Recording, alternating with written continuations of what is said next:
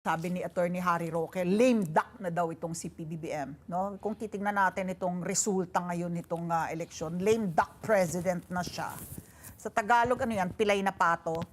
Pilay na pato. No, ibig sabihin, nakaupo ka pa, pero actually wala ka ng actual kapangyarihan.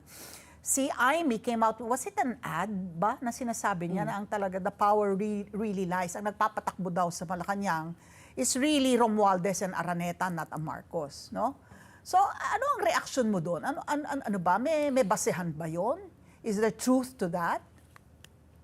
I wouldn't give too much weight on those kinds of statements, especially coming from those sources.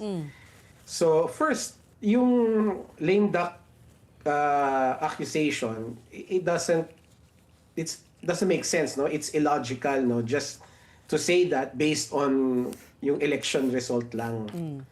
Kasi there are other factors to be considered kung lame duck na nga ang isang presidente or not. Hindi lang yung resulta ng election. So, right now, yung ganong klaseng statement na just because hindi nag-perform well yung alyansa, automatically lame duck na yung si Pangulong Marcos. That doesn't make sense at all. So, I wouldn't really put much weight on that. No?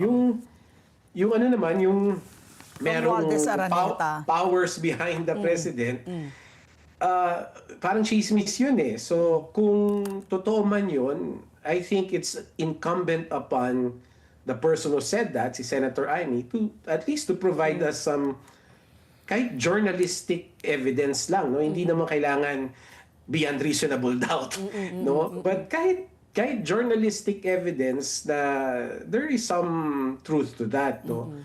Without it, parang chismis lang yun eh. Parang wala lang, nagbabato ko lang ng mga akusasyon na walang basihan. So, para sa akin, both statements, I wouldn't put much credence on it, and unless meron talaga tayong makitang iba to support those kinds of accusations.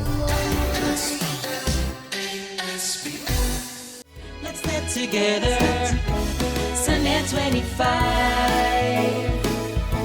Sunday 25.